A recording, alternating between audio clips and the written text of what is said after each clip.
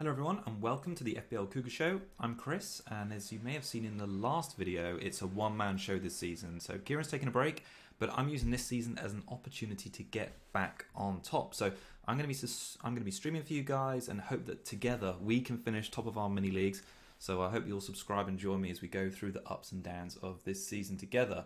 Talking of mini leagues, join the FPL Cougars mini league by using the link in the video description, and you can compete against the millions of other managers who took part in that last season. It'd be great to have you in there.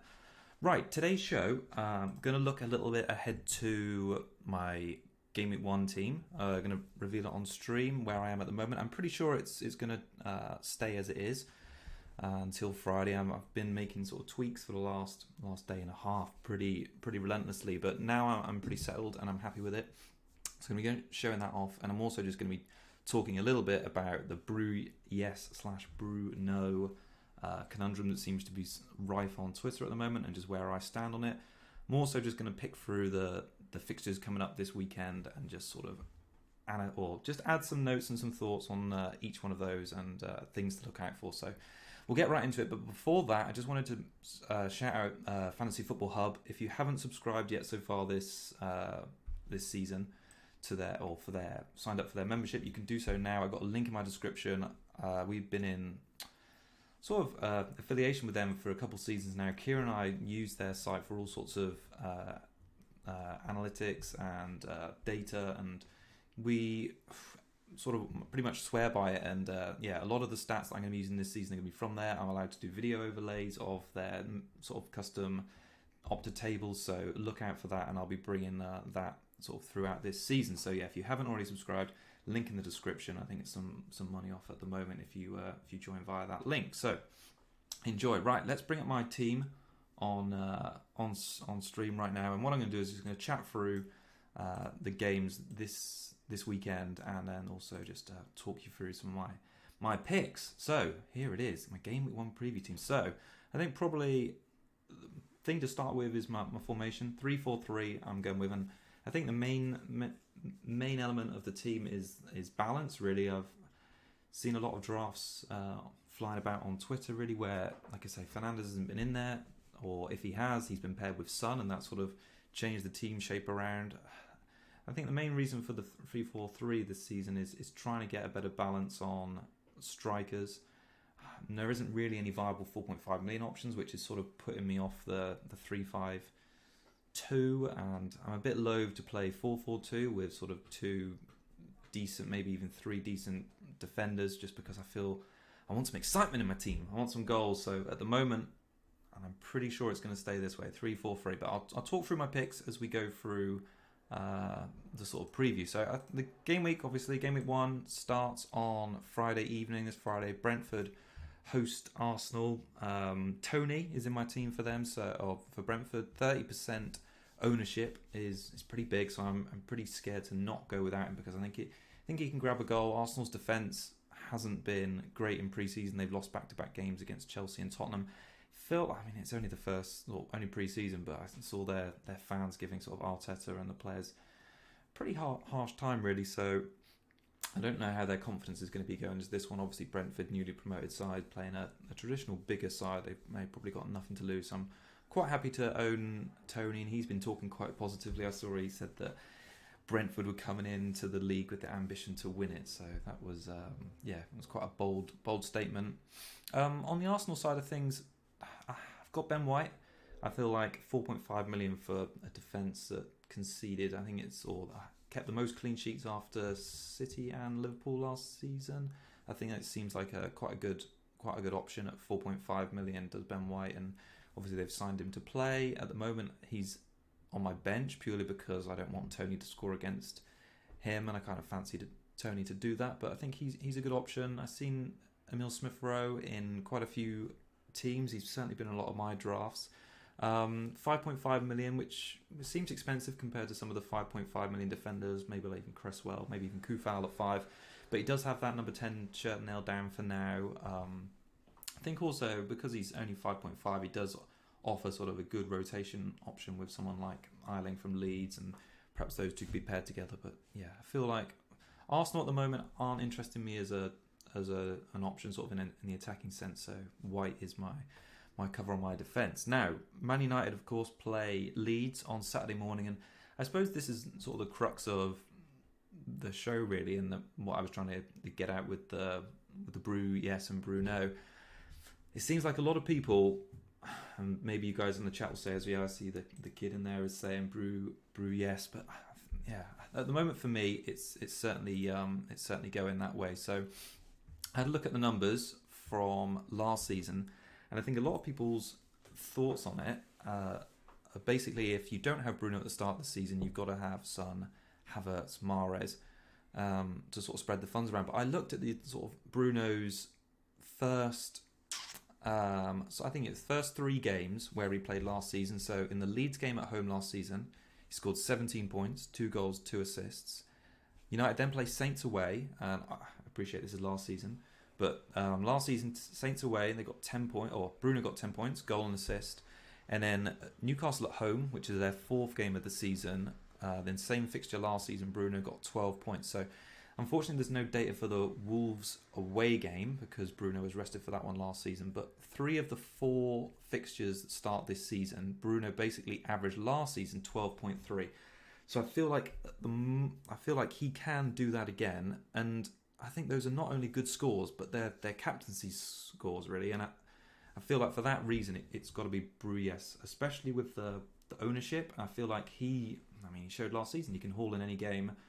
Last season's highest point scorer. I feel like he's got the pedigree, especially since he's joined the league. And I think going without him, especially at the start of the season, is a bit of a risk considering his ownership. But I mean, I'm sure there'll be Mavericks out there who are going Bruno and perhaps using the funds, like I say, to get in players like Son, who has looked fantastic pre-season. Mahrez, who's had another great pre-season, although he was a bit disappointed in the Community Shield game. I think it's BRU-YES for me at the moment. I see some people in the chat saying no Everton assets. It's an interesting one, Everton. I mean, I'll get on to them in a little bit, but Dean's been in my team for quite a while. Calvert-Lewin was in my team until I think he's got a toe injury, and he seemed good option at 8 million, but I've sort of gone for Ings at the start of the season. So yeah, perhaps Everton a little bit down the line. I want to see how they look under Rafa. Otherwise, on United, they obviously had that resounding 4-0 win against Everton last weekend. Shaw's in my team. He got that assist. He took a corner straight onto Maguire's slab head and great goal. So I'm hoping for more of that this season. It seems like there's some real value in United's defence, and I kind of feel like they'll only get better with Varane in there. I saw Ollie say in maybe a press conference today, or just the United sort of Twitter admins posted out that it looks like, well, Varane is going to be in contention for maybe game week 2. He's just got to complete his isolation after coming over, and then after that, there's transfers going to be made official. And looks like he'll make a big difference to the United defence. Leeds side of things. Now, Bamford looks to be continuing where he's left off last season. And I think 8 million for a striker on pens, playing for an attack-minded Leeds team seems really good value. I mean, their fixtures are, they're not tricky to start the season. They obviously got this away game against United to start off, but then they got a home game against Everton. I feel like they've got a really good fixture run coming up, and I think it starts around game week 5, game week 6, and I'll be keeping my eye on Bamford, keeping my eye on Rafinha, and potentially ahead of that, they'll both be in my team. But for now, Eiling's in there. I feel like he's had great minutes last season, and he's a really reliable 4.5 million starting defender. Can play centre back or right back, so he's in my team. Currently sat on the bench for that Man United away game. I don't think Meslier can be ruled out either at 5 million, but I just think for the price, Eiling's in my team there. On to Burnley against Brighton. Another one I think is taking place on Saturday. Lowton seems like a good option. Taylor again. I'm kind of hoping that with Burnley back in front of their own fans, they're going to be a bit more solid at the back than they were last season when they were better on the road defensively. I think Lowton missed out his last pre-season game because of a small injury, but COVID. He was pinged, that was right. But he should be back in contention this weekend. At the moment, I've opted for Taylor over him, but I mean it's very similar between the two. Pope's back in goal, so that's good. The pre-season sort of standout player has been Rodriguez, 4 goals, 1 assist, coming in at 5.5 million, and Brownhill actually 4.5 million, another one who makes it into my team. He's notched 2 goals in pre-seasons actually from midfield, so I don't expect I'll be playing him many game weeks, but he's just a nice option to have there if if there's any sort of benchings of any of my squad players or anyone misses out last minute. Brighton, they've only had 3 pre-season games, which is a bit of a surprise, really, considering quite a lot of the other teams have played many more than that. They've only won 1, so I think it's quite hard to judge them at the moment. Defence looks like it could be a bit poor. Obviously, White's gone to Arsenal.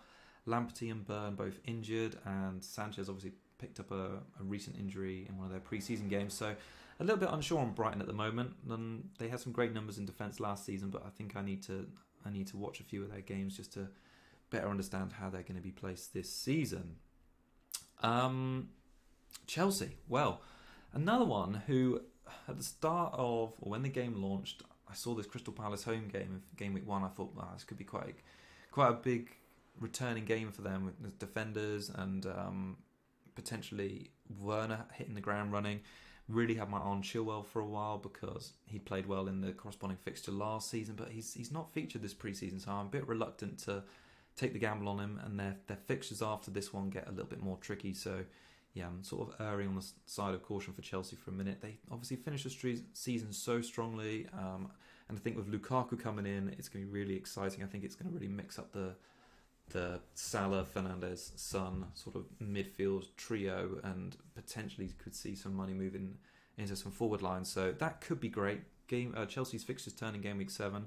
I don't know how people feel in the chat about Lukaku at the moment, but for me, coming back in the team, he's going to be that figurehead. He's going to play every game, and they've got some fantastic creative players, so I wouldn't be surprised to see Lukaku hit 20-25 goals this season. And if he comes in at 11, maybe 10.5, then yeah, he's going to be a good option.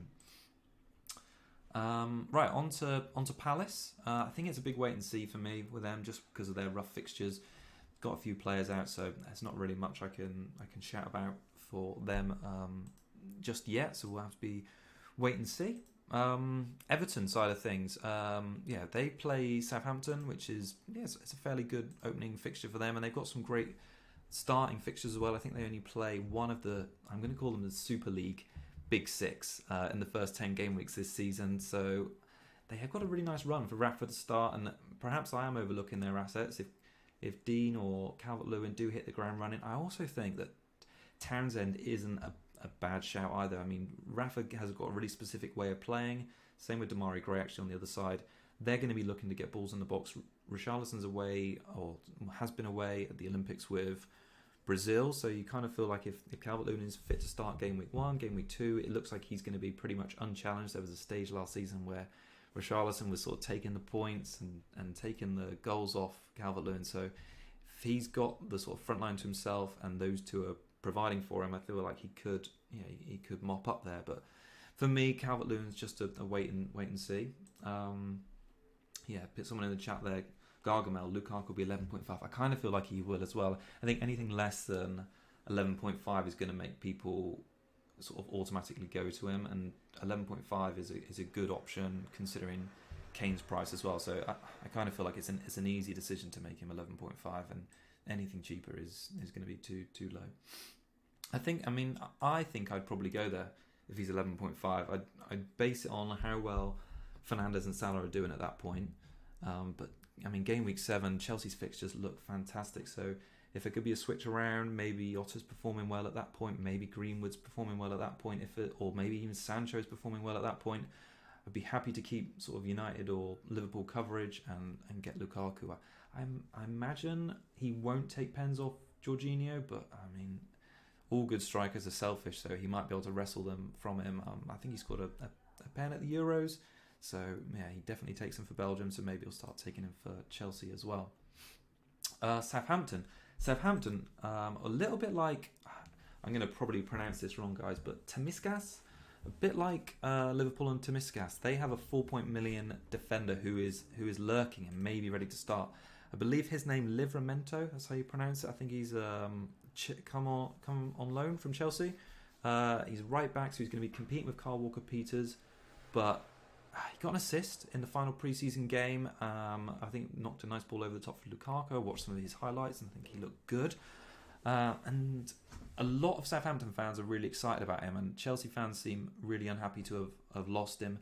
So he's a real one to watch. If he can, I think it's going to be difficult to get past Kyle Walker-Peters, but if he can, a 4.0 or 4.0 or 4 million option there is great. And on the topic of that, I'll talk more about Tsimikas in a minute. But yeah, I think he looks like a really another good option. Maybe only a few weeks with Tsimikas, with Robertson potentially not his injury, thankfully not as bad as it looked. So yeah, we'll see. Oh, the T is silent. All right, so it's Tsimikas. Okay, thank you for that. Who said that? And that Andrew. Thank you. See, Stibua, really tempted to bring in Gundogan. Think he could be a great pick. Well, yeah, I'll get onto Gundo a little bit when I talk about City, but I've been looking for the reason he's in my team, because I've been looking to get some City coverage, and for quite a long time in pre-season I had Diaz, I had Cancelo, and most recently I was looking at Mahrez, obviously because his pre-season form. But yeah, Gundu looked sharp in the Community Shield. I think he had 4 shots in total, 2 on target, 2 off, which isn't bad for his like deep runs. And watched him in a couple of sort of other pre-season games. He's been doing what he did last season, making late runs into the box.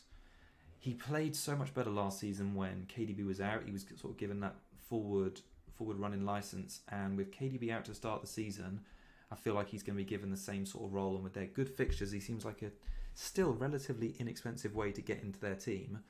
And at the moment, they haven't replaced Aguero, and he scored 13 goals last season, Gundu. So they do need goals, and if he's proved he can provide them once, I don't see any reason why he can't do it again. So I almost feel like he's been a bit overlooked, and maybe because you'd look at Grealish has joined, you'd look at Mahrez's price, and I mean Sterling's not been talked about much, but someone has got to score for City, and Gundu has done it last season, and when he played an advanced role. So I feel like I can do it, or he can do it again. I can do it again. That'd be nice, wouldn't it? I feel like Gundu can do it again.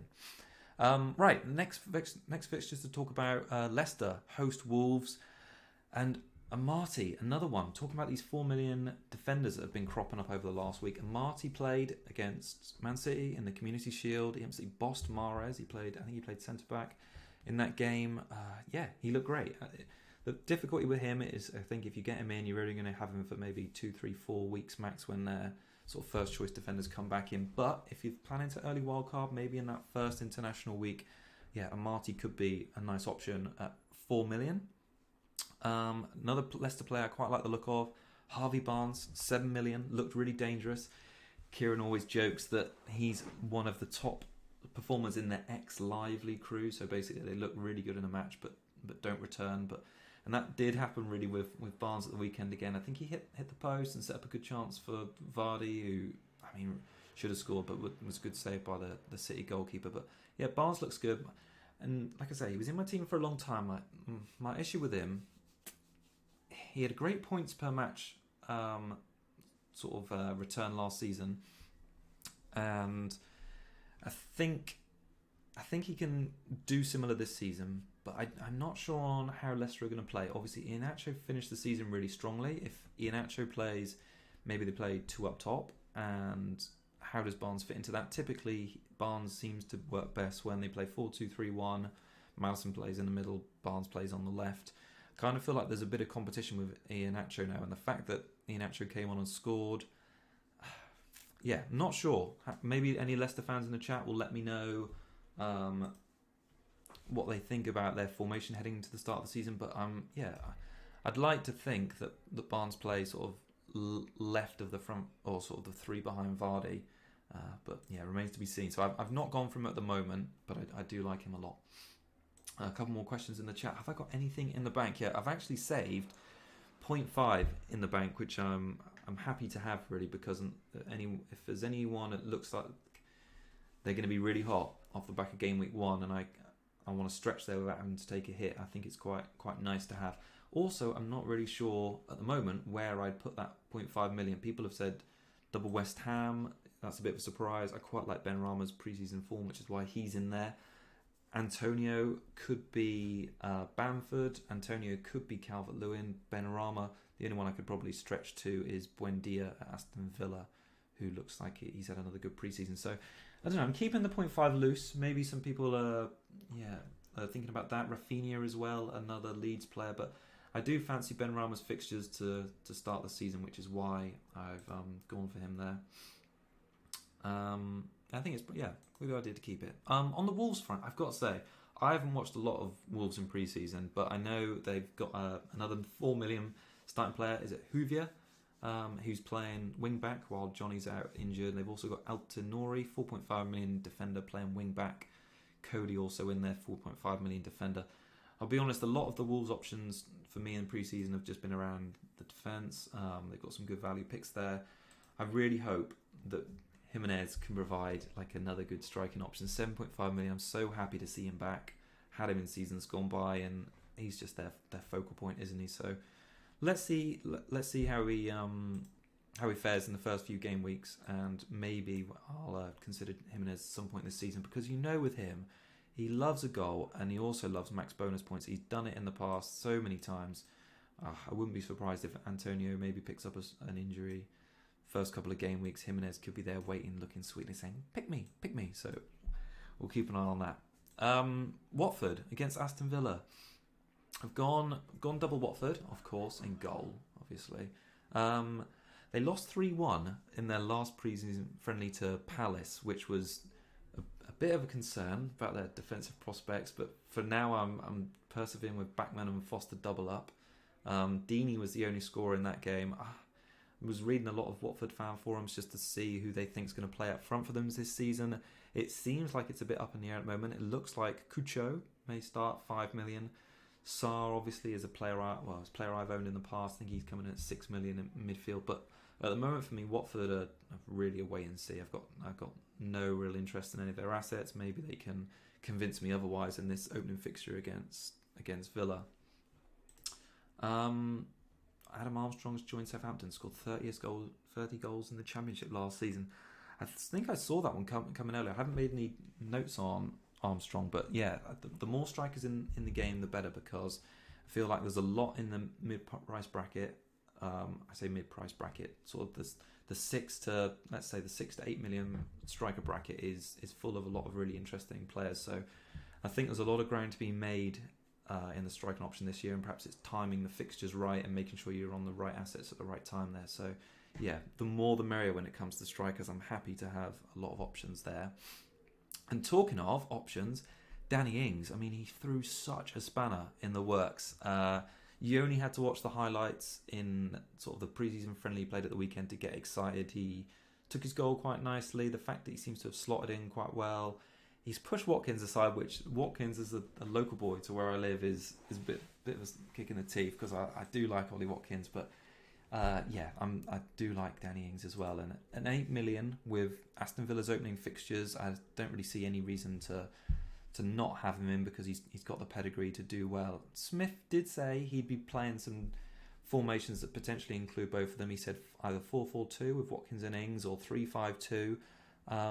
Watkins looked like he was playing just off Danny in the pre-season friendly, sort of the second striker role, but I kind of expect him to play out wide or that position, and maybe that won't be so bad for Watkins. I mean, he got 9 assists last season and 14 goals, so no reason why he can't get 9 assists to Ings, but I do think his goal return will suffer if Ings is sort of the focal point of that forward line.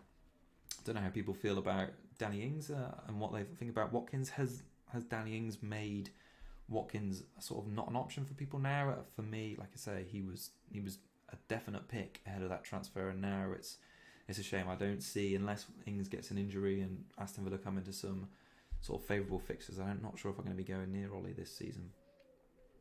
Buendia missed the last game in pre-season. I think he had a neck injury. He's, like I was saying, someone I'm keeping an eye on for sure, because what's his name? Sorry, I've forgotten his name. Benrahma, I should say, unproven really at FPL level, or in terms of points, because he's not done much in previous seasons. It's really just the pre-season form I'm basing his pick on. So he's very much a question mark. But I do like to have a little differential at the start of the season, and he's it this time. So I'll keep Buendia in mind for Benrahma. God blimey, I'm getting those two names nearly mixed up. But yeah, I'll keep Buendia in mind as a Benrahma replacement. So we'll see how that goes. I think Buendia missed the last game with a knock, but it looks like he'll be back in time for game week 1.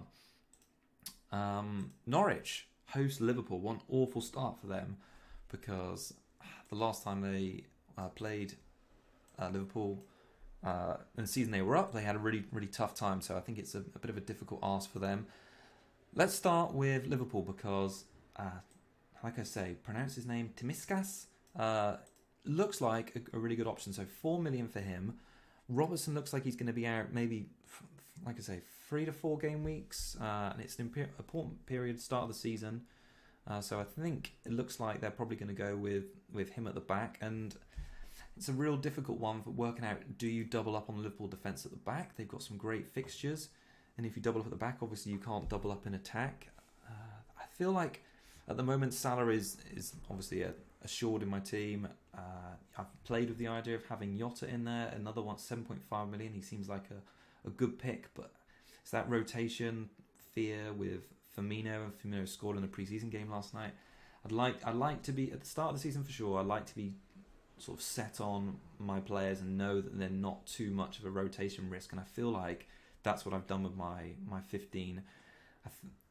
Miskas feels like he could be, well, he will be a transfer out in 4 or 5 game weeks, and how much advantage am I going to get by playing him in those games? And when it comes to transferring him out, I'm going to have to move some money around because there isn't any other viable at the moment 4 million starting defenders. So whilst he's not necessarily a trap, and I do think he'll probably provide some good returns over the opening game weeks, it's just the fact that he will have to leave my team at some point. So this season I'm definitely aiming for balance, and I've spent too many seasons, especially the last 2 seasons, wasting transfers and weeks on defenders and goalkeepers, and this season I'm trying to have a pretty nailed back line and goalkeepers, so I don't have to worry about that, and I can focus on hitting teams with good fixtures for attacking points. So that's the aim.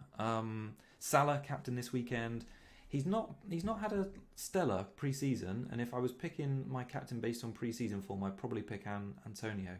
But I think Salah for Norwich away, I think he's got the pedigree to do well there. So I'm also going to try not to overthink the captaincy this season. Salah and Fernandes have been such consistent scorers over the last 3-4 seasons. I kind of feel like if you auto captain either one of them every game week, you're going to get good returns over the course of the season. So Salah for me. It'd be interesting to hear who people in the chat are going for. Is anyone taking a sort of a wild card? I say wild card pick, a wild pick. Or Timikas, not Timikas. Timikas. Sorry, Mr. Jobs. I'm trying with the pronunciation. Anyway, yes. If anyone's got any crazy game week 1 captaincy picks, let me know. Maybe there'll be something for me to consider. Norwich. I'm going to have another trouble with another pronunciation here. Is it Ombadeli? I don't know. I'm so sorry. But yeah, they've got a defender who's been starting at 4 million. He may be good for the first few game weeks. He's been starting at centre-back because Hanley's been out through injury. But I imagine Hanley will come back in when he's fit. So that's another short-term 4 million pick there. On to Newcastle against West Ham. I'm really excited that Willock looks to be joining Newcastle. He could be an exciting option at 6 million. He proved he could do it at the back end of last season, so no reason he can't continue that form this season, especially if Newcastle continue to play that attacking football which they ended the season on. And he'll bed in well with Wilson and St. Maximin. Unfortunately, those two look like they're going to miss game week 1 because they picked up small injuries in pre-season. Wilson, another favoured pick of mine. I think he was 4th overall for points per match last season, and at some point this season I'm sure to own him again. Really a favoured player of mine from seasons past, so I'm keeping my eye on Wilson's return date for sure. West Ham, I've been really impressed with them in pre-season. So 4 clean sheets in pre-season out of 7 games, which is up there with the best records of all Premier League teams. Antonio looks in red-hot form. Finished a really nice goal against Atalanta in their most recent pre-season friendly, really sharp. Ben Rama looked really sharp as well. So he's only in by 3% of the game at the moment. So he's really, really good differential. 2 goals, 3 assists for him in pre-season. Antonio, 3 goals, 1 assist. And I tell you what, I'm surprised that Antonio is only owned by 18% of the game. He seems a really good option, especially their opening fixtures are good. I'm surprised it's not sort of 30, 35, 40% really. I mean, he's a good price. He's the nailed-on striker in that team, and they've got some really good creative players behind him with Ben Rama, Fornals. I'm excited to watch West Ham this season because I think they're going to sort of continue their form from last season. The last game of the game week wraps up with the big one: Spurs host Man City, and I suppose the BRU-YES, BRU-NO topic would really come out of Son's form. That's the reason it's been brought up, because he has looked unstoppable in pre-season. 3 goals, 4 assists. He's playing out of position central striker without Kane. Scored a really nice goal against Arsenal. He's coming in at 10 million this season, which I think is a pretty good price for a player that was only 4th overall, I think, or 4th overall in the sort of point standings at the end of last season, only beaten by Salah, Fernandes and Kane. So an impressive season for him, and I expect him to have a sort of similar season this time round. Nuno has been cheeky, as he is sometimes, and he says Kane can be back for Man City. So that does throw a small spanner in the works, but I kind of feel like Nuno's bluffing, and perhaps Kane will be on the bench, maybe feature off it. So yeah, it'd be interesting, this game. I think it's a good time to play City at home. First day of the season, City are coming off the back of a disappointing Community Shield loss. They're still missing the key players. I feel like it's a good chance for Nuno to set his stall out with Spurs, and hopefully for those who look like they're going to be taking a gamble on Son, he can return for you. But for me, I'm hoping that Son has a quiet game, and perhaps he keeps quiet until maybe at least game week 3, when I've potentially got my eye on bringing him in. So finally, on the City front, Mahrez and co had looked good in pre-season up until the Community Shield, but like I say, they were a bit underwhelming. Leicester played really well, to be fair to them, and Mahrez was shut down well by Marty, who I mentioned earlier. But since then, we've heard more about KDB's injury, and he was a big miss in that game. It looks like KDB won't be risked in game week 1, maybe out 2 or 3 games to start this season, which I think only promotes players like Gundu, Grealish, and even Mahrez. Looks like Foden as well has got a bit of a strange injury that he picked up with England ahead of the Euro Championship final, so he's going to miss the start of the season. So I feel like there's some good. I say good. There's some potential City options. We know what Pep's like with rotation. Even Torres, who played central striker in the Community Shield game, he didn't have a great game, but he showed at the end of last season he can deliver big point score or big point hauls. It's difficult. It's really difficult. I'm going to be watching this Spurs City game, especially looking at City, because they've got a really good game week 2 fixture at home to Norwich, I believe it is, and I'd love to be able to captain a differential in that one.